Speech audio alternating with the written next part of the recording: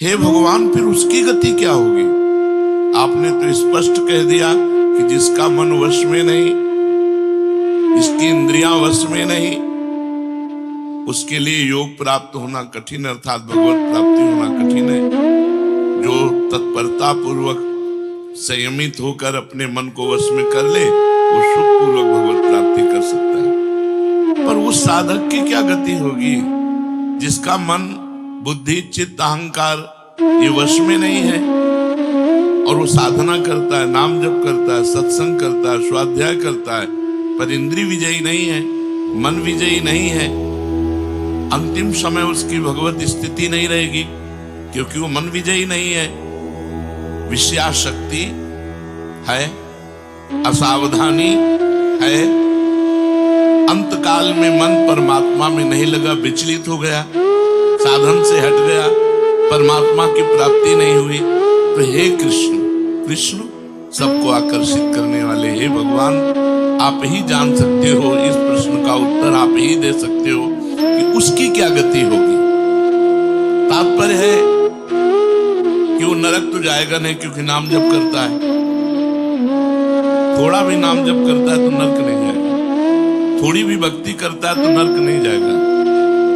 अजामिल के प्रसंग में यमराज जी ने अपने दूतों को आदेश किया था कि यदि कोई भी नारायण कृष्ण हरि बोलता है, गले में कंठी बांधे, वैष्णव है, भगवान का दास है, भूल करके मत जाना, तो नरक तो जाएगा नहीं, क्योंकि साधन करता है, नाम जप करता है, पाठ करता है, पर जितेंद्रिय नहीं है, मनोनिग्रह नहीं, इसलिए भगवत प्राप्ति तो होगी नहीं, ये भगवान कह रहे।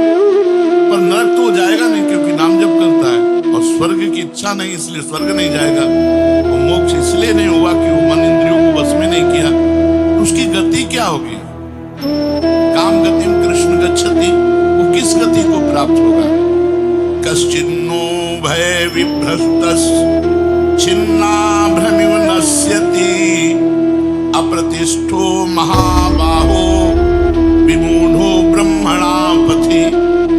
हे महाबाहु, हे अजानुबाहु, संसार के आश्रय से तो वो रहित है, और परमात्मा के मार्ग में भ्रष्ट हो गया है, परमात्मा को प्राप्त नहीं कर पाया और संसार के मार्ग को छोड़ दिया है, दोनों ओर से भ्रष्ट हुआ। उसकी क्या गति होगी? कहीं वो किसी बादलों की तरह छिन्न भिन्न नष्ट तो नहीं हो जाएगा? दोनों ओर से भ्रष्ट हुआ, अर्थात संसार मिला नहीं, परमार्थ में भगवान मिले नहीं, तो उसका समय जो परमार्थ में गया, जो भजन साधन में गया, वो सब बेकार हो गया, क्योंकि आपकी तो प्राप्ति हुई नहीं। एतन्मे संशयम कृष्ण छेतुर्मर्हस्य शेषतः, त्वदन्या संशयस्यास्य छेता नाहुपपद्यते। हे कृष्ण, मेरे इस संदेह को सर्वथा छेदन करने के लिए आप ही समर्थ हैं, क्योंकि किसकी क्या गति होगी इसका निर्णय तो सिर्फ भगवान कर सकते हैं। इस संशय का छेदन करने के लिए आपके सिवाय इस सृष्टि में दूसरा कोई नहीं हो सकता, इसलिए आप क्या गति, उसकी क्या गति होगी? भगवान नैवेह नामुत्र विनाशस्तस्य विद्यते, नहि कल्याण कृत कश्चित् दुर्गतिं तात गच्छति। पहली बात है कि उसकी दुर्गति नहीं होगी, ये तो बस की मान लो, नरक नहीं जाएगा, वो स्वर्ग नहीं जाएगा, मोक्ष नहीं होगा, लेकिन उनकी दुर्गति भी नहीं होगी। ऐसा नहीं है कि जिसको अंतकाल में भगवान का स्मरण नहीं होता, उसका कहीं पतन तो नहीं हो जाता। इस बात को लेकर के बहुत व्याकुलता थी कि बेचारा साधन कर रहा है, इंद्रियां बस में नहीं, मन में बस में नहीं, तो अंत समय भगवान का स्मरण नहीं होगा, तो उसकी दुर्गति हो जाएगी। तो भगवान कह रहे, पार्थ नैवेह नामुत्र विनाशस्तस्य विद्यते। हे पृथानंदन, सच्चे हृदय से जुड़ा था, जुड़ना देखते। रहत न प्रभु चित चूक किए की, करत सुरत सहबार ही की। भगवान उसकी क्रियाओं को नहीं देखते, उसके चित्त को देखा, हृदय की बात देखी।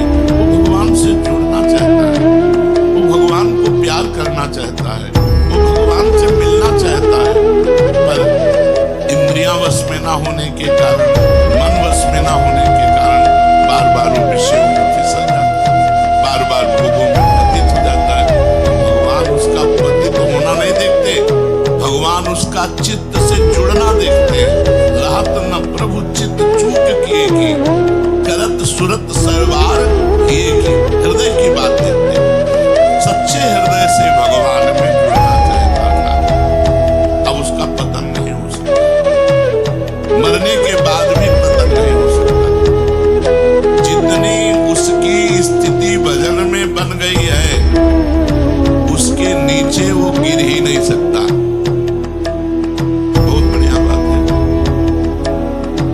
अगर 100 नाम जब हो गया है तो 101 से चलेगा अगले जन्म में, 99 से नहीं चलेगा। जिसकी जितनी भजन में स्थिति हो गई है, उससे वो नीचे वो नहीं गिर सकता। पहली बात तो दुर्गति हो नहीं सकती, नरक जाना नहीं है, स्वर्ग जाना नहीं है, दुर्गति होनी नहीं है। आगे भगवान बताएं उसकी गति क्या होगी। उसकी साधना जितनी है वो कभी नष्ट नहीं हो सकती। चाहे जितना बड़ा पाप बन जाए, उस पाप का उसे दंड भोगना पड़ेगा, लेकिन उसकी साधना नष्ट नहीं होगी। ये इस मार्ग का बहुत बड़ा सपोर्ट है।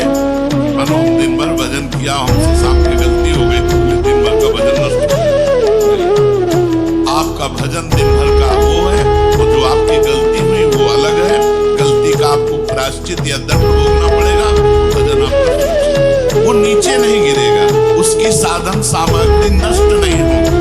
ये बहुत हृदय को शीतलता को हमने जो नाम किया हमारा सुरक्षित है, नाम जब कभी नष्ट नहीं होगा। उसका पारमार्थिक उद्देश्य भी नहीं बदलेगा। उसने उद्देश्य बनाया भगवत प्राप्ति, वो उद्देश्य भी उसका नहीं बदलेगा। हाँ, कितने जन्म लगेंगे ये उसका प्रयास होगा, प्रयत्न होगा। वो जन्मता मरता रह सकता है, ना भजन उसका नष्ट होगा, कम होगा, ना उद्देश्य उसका बदलेगा, वो लगेगा भजन। भक्त बीज पलटे नहीं, जो जुग जाए अनंत। ऊंच नीच कुल उपजे, होए संत को संत।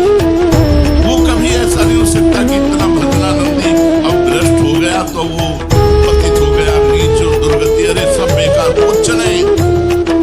जो गलती हुई उसका दंड मिलेगा, और जहां से वो भजन कर रहा वहीं से उसकी भजन की स्थिति आगे बढ़ेगी। जैसे उदाहरण में राजा सुभद्रा का उदाहरण दिया था कि हिरन पे वृत्ति गई तो हिरन बने, लेकिन गंडकी नदी में खड़े होके हिरन बन करके भी इतना भजन किया कि अगला जन्म जड़ भरत जी के रूप में ब्रह्मबोध संपन्न महापुरुष के रूप में हुआ। भगवान कहते हैं नहीं कल्याण कृत कश्चित दुर्गतिम तात गच्छति। अर्जुन हे तात, बहुत प्यार भरा संबंध, उसकी दुर्गति नहीं। जो मेरा थोड़ा भी भजन किया है उसकी दुर्गति नहीं हो सकती। साधक के लिए बहुत ही पॉइंट की आश्वासन की बात कह रहे हैं कि थोड़ा भी भजन किया तो उसकी दुर्गति नहीं हो सकती, और अगले जन्म में परमात्मा प्राप्ति की लालसा इतनी प्रबल होगी कि वो इंद्रियों मन को वश में कर लेगा। इस जन्म में जो चूक हुई वो अगले जन्म में सुधार लेगा। उसकी दुर्गति नहीं होने का तात्पर्य है कि जो मनुष्य कल्याणकारी कार्य में लगा हुआ है, जिसके लिए मनुष्य शरीर मिला है, वो कार्य कर रहा है, भजन कर रहा है, सत्संग कर रहा है, स्वाध्याय कर रहा है, ठाकुर सेवा कर रहा है, वो अपने असली कार्य में लगा हुआ है, पर उसका मन चलायमान है, उसकी इंद्रियां चलायमान, तो उसकी दुर्गति नहीं होगी। कारण कि उसका ध्येय चिन्मय तत्व भगवान में है, इसलिए उसका पतन नहीं हो सकता। मैं उसकी रक्षा करता हूं, तो उसकी दुर्गति कैसे हो सकती है? क्योंकि उसने थोड़ा भी सही मेरा भजन किया है। मेरी दृष्टि सर्वभूत हिते रता है, सब पर मोरी बराबर दाया, सब मम प्रिय सब मम उपजाए। मैं सबको प्यार करता हूं, फिर जो मनुष्य मेरी तरफ चल पड़ा, अपना किसी तरह से कल्याण परम हित मानकर मेरी तरफ चल पड़ा, तो मैं उसे सबसे ज्यादा प्यार करता हूं। फिर मैं जिसे प्यार करता हूं उसकी दुर्गति कैसे हो सकती है? प्यार तो सबको करता हूं, लेकिन जो अपना मान करके मेरी तरफ चल पड़ा, मेरा भजन करने लगा, उसकी दुर्गति कैसे हो सकती है? मेरा वो समझे न समझे, उससे वास्तविक संबंध तो है ही। ममई वांसो जीव लोके जीव भूता सनातना। वो भले भगवान से संबंध ठीक नहीं लगा पा रहा, लेकिन भगवान तो जान रहे मेरा संबंधी है, मेरा अंश है ये। संसार के साथ उसका वास्तविक संबंध नहीं है। उसने मेरे साथ इस वास्तविक संबंध को, असली लक्ष्य को उसने स्वीकार किया कि अब इस जन्म में भगवान को प्राप्त करना चाहता हूं, तो चाहे जितना बड़ा गलती पड़ गई, अपराध पड़ गया हो, उससे दुर्गति उसके लिए हो सकती है। भगवान का उसका किया हुआ साधन नष्ट नहीं हो सकता। हाँ, वो देखने में मोहित सा लगेगा कि भ्रष्ट हो गया, अब तो कोई भजन साधन नहीं, अब तो भ्रष्ट सा हो गया है, साधन छूटा दिखाई देगा। परंतु ऐसी परिस्थिति में भी मैं उसका साथ नहीं छोड़ूंगा। उसने मेरा भजन छोड़ दिया, मेरा साधन छोड़ दिया, लेकिन मैं उसका, जैसे एक सत्संग में दृष्टांत में देते थे कि जगन्नाथ जी की सेवा में श्रीअंग पार्षद रहते थे। उनमें से एक पार्षद वैश्या संसर्ग करने लगे कुसंग के कारण। तो जब सब पार्षदों को पता चला तो उन्होंने बुलाया और कहा, देखो तुम परम पावन श्री जगन्नाथ जी के अंग सेवी हो, या जगन्नाथ जी की सेवा छोड़ो वैश्या का संग करो, या वैश्या संग छोड़ो जगन्नाथ जी का अंग संग करो। भगवान की माया से मोहित हुए, साधन से गिरे हुए होने के कारण उन्होंने जगन्नाथ जी का अंग संग छोड़ दिया और वैश्या का अंग संग स्वीकार किया। आश्चर्य की बात कि जब उनका शरीर पूरा हुआ, वैश्यागामी जो अंग संग सेवी थे, तो जब शरीर पूरा हुआ तो जगन्नाथ जी ने स्वप्न में अपने पार्षदों को आदेश किया कि उसकी अंत्येष्टि क्रिया हमारे पार्षदों जैसी की जाए। उनका प्रभु स्वप्न में ही कहा कि प्रभु उन्होंने तो आपको छोड़कर वैश्या को स्वीकार कर लिया था। तो बोले उन्होंने छोड़ दिया था, ये उनकी हिम्मत है, हमारी हिम्मत नहीं, हमारा स्वभाव नहीं है, हमारी सामर्थ्य नहीं है। हम एक बार जिसको पकड़ लिया उसको कभी छोड़ते नहीं। तो भगवान यहाँ कह रहे हैं कि कभी कभी वो मोहित हो जाता है, वो साधन छोड़ता, लेकिन मैं उसे नहीं छोड़ता। ये खास बात समझो, मैं उसे नहीं छोड़ता। उसका किया हुआ अपराध, किया हुआ पाप, भले उसको थोड़ा समय दंड भुगताने के लिए, लेकिन मैं उसे छोड़ता नहीं। उसकी दुर्गति कैसे हो सकती है? इसलिए घटना घट सकती है। ये तो भगवान कह रहे, मनमानी मत करना। कह रहे घटना घट सकती है, आपने अपराध किया, आपको पाप का दंड मिल सकता है, लेकिन मैं उसके अंदर ऐसी व्याकुलता पैदा करूंगा कि वो सब प्रपंच छोड़कर दौड़कर मेरी तरफ भाग पड़ेगा, क्योंकि मैं उसे नहीं छोड़ता। जैसे गोपियों में थोड़ा अभिमान आया, मैं अंतर ध्यान हुआ, लेकिन उन्हीं के बीच में रहकर जहां व्याकुल हुई मैं प्रकट हो गया। तो भगवान कह रहे हैं कि एक बार जिसके भीतर थोड़ी भी साधना चल पड़ी, थोड़े भी संस्कार भक्ति के पड़ गए, नाम जप करना, वाणी पाठ करना, थोड़ा भी भगवत्कार कर्म चैव तदर्थीयम सदित्येवाभिधीयते, उसका कभी पतन नहीं हो सकता जो संस्कार पड़ गया भक्ति का, क्योंकि सत वस्तु का कभी अभाव नहीं होता। तो फिर प्रभु गति क्या होती है? भगवान कह रहे प्राप्य पुण्य कृताम लोका नुषित्वा शाश्वती समा शुचीनाम श्रीमताम गेहे योग भ्रष्टो भी जायते। प्राप्य पुण्य कृताम लोका, उसने गंगा स्नान किया है, उसने नाम जप किया है, उसने वाणी पाठ किया है, उसने ठाकुर सेवा की, वो कोई साधारण है? बहुत बड़ा धनी है। भले लोग भ्रष्ट हो गया है, भले इंद्रियां उसके कब्जे में नहीं, भले मन उसके कब्जे में नहीं, लेकिन साधारण जीव नहीं है। वो भगवान का जन है, उसने नाम जप किया है, वाणी पाठ किया है, ठाकुर सेवा की, धामवास किया, तीर्थ अवगान किया, प्राप्त पुण्य कृताम लोकान। जो बड़े बड़े याज्ञिकों को, बोले इतने यज्ञ किए, अश्वमेध यज्ञ किए, जो बड़े बड़े याज्ञिकों को जो सांगोपांग करते हैं, उन लोगों को स्वर्ग आदि लोगों पर अधिकार होता है। इसलिए वो पुण्य कर्म कहते हैं तो पुण्य लोक उनको प्राप्त होते हैं। पाप कर्म करने वालों को नरक भेजा जाता है। परंतु साधक पुण्य कर्म थोड़े किए, भजन किए, तो जैसे किसी रास्ते में चल के उसकी वीआईपी व्यवस्था की जाए, ऐसी व्यवस्था उसकी होती है स्वर्ग में। जितने दिन उसको अगला जन्म नहीं मिलेगा, उतने दिन भारी व्यवस्था स्वर्ग में उसकी होगी। पुण्यवताम लोके, जो बड़े बड़े पुण्यात्मा पुरुष प्राप्त करते हैं, इतनी अमुक यज्ञ की, अश्वमेध यज्ञ की, यज्ञ की सांगोपांग, उनको उसकी वीआईपी व्यवस्था होगी। प्राप्य पुण्य कृताम लोका नुषित्वा शाश्वती समाहा। उसको शुभ कर्म का परिश्रम, बड़े बड़े परिश्रम करके जो स्वर्ग आदि के भोग प्राप्त करते हैं, उसे न प्रार्थना करनी पड़ी है, न शुभ कर्म करना पड़ा है, न यज्ञ आदि कर्मों का सांगोपांग अनुष्ठान करना पड़ा है, उसकी न स्वर्ग की चाह है, तो उसकी व्यवस्था होगी। शरीर छूटते ही दिव्य लोक में जाकर के दिव्य भोगों की व्यवस्था, क्योंकि मन चंचल था ना, इंद्रियां चंचल थी ना, मृत्यु लोक के भोगों, ले भोग स्वर्ग के भोग, सुंदर सुंदर जितने भोग हैं उन सब की बाहुल्यता।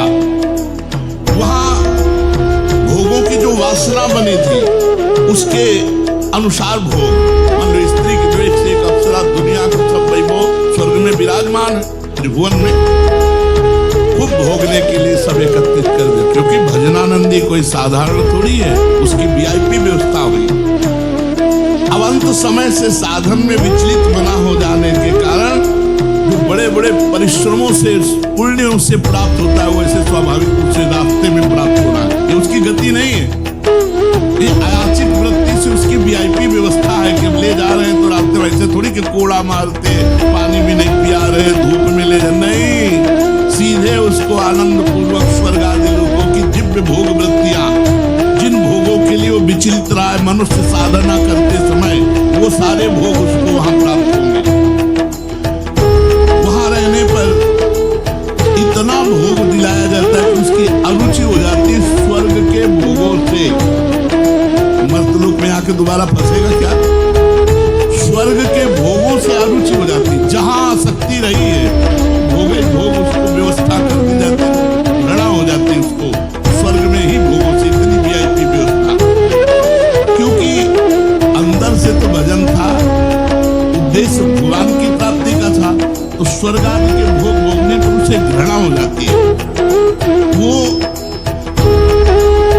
अपनी वासना जो अंदर थी, उनके कारण इंद्रियों मन को जीत नहीं पाया, वो देख लेता है अभी तो मर्त्य लोक के भोग, स्वर्ग के भोग, उसको वहां उसके अंदर घृणा हो जाती है। उसी त्वा शाश्वती समा, फिर उसे और ऊंचे लोगों में, अगर समय है अभी, तप लोग, जन लोग, महान लोग, ब्रह्म लोग, ऐसे महान लोगों में उसे ऊंचे के लोगों में भेजा जाता है। और वहां भी इसलिए भेजा जाता है क्योंकि यहाँ के स्वर्ग के भोगों से रुचि, और यहाँ के ब्रह्म लोग के भोग देखिए। भजन का फल है ब्रह्मादि के भोग सब विषम लागत ताई, नारायण ब्रज चंद्र की लगन लगी है जाए। जब ठाकुर जी से मिलने की चाह लग जाती तो यही इसी शरीर में ब्रह्मादि के भोगों से भी वैराग्य हो जाता है। भोग भोगने के उद्देश्य से नहीं, क्योंकि जो भोग भोगने के उद्देश्य से जाते हैं उनके पुण्य क्षीण होने पर फिर वो लौटकर मृत्यु लोक में आते हैं, इसलिए वो सीमित वर्षों तक स्वर्ग लोक आदि में रहते हैं। परंतु जिसका उद्देश्य भोग नहीं भजन था और योग भ्रष्ट हो गया है सूक्ष्म वासना के कारण, तो स्वर्ग आदि लोकों में जाएगा, उसका भजन नहीं क्षीण होगा। जैसे पुण्य आत्मा स्वर्ग गया, भोग भोगा, तो उसका पुण्य क्षीण होगा, लेकिन इसका नहीं, इसका तो स्टॉक है, ये तो भागवतिक व्यवस्था है उसकी, ये ब्याज की व्यवस्था है। मूल तो ऐसे ही साधन संपत्ति है। देख लो, कोई घाटे का सौदा नहीं, वीआईपी व्यवस्था होगी मरने के भी बाद, अगर चूक हो गई तो, और चूक ना हुई तो सीधे निकुंज चलना है। वैसे यहां चूक हो जाए तो भी निकुंज जाना है, क्योंकि वृंदावन धाम है ना। अगर यहां शरीर छूटेगा तो यहां स्वर्ग थोड़ी ले जाएंगे, देवताओं का प्रवेश है नहीं, यहां तो वृंदा सखी सहचरियों का है। वो बहुत वर्षों तक उसके भोग सुविधा की सीमा नहीं रहती, ऐसी व्यवस्था होती है। अच्छा, जो भोग भोगने के उद्देश्य से ऊंचे लोकों में जाते हैं उनको फिर पतित होना पड़ता है, लेकिन ये योग भ्रष्ट जब ऊंचे लोकों में जाता है तो पतित नहीं होता, उसकी साधन संपत्ति प्रकाशित रहती है ज्यों की त्यों, और उसका सद्भाव जागृत रहता है। सब मिथ्या है, भगवान मिथ्या करवाते करवाते ब्रह्मलोक तक के भोगों का मिथ्या। अब उन सुख भोगों को भोगने के बाद शुचि नाम श्रीमताम गेहे योग भ्रष्टो भी जाते। अब यहां जब प्रकट हुआ, कब उसका जन्म होगा?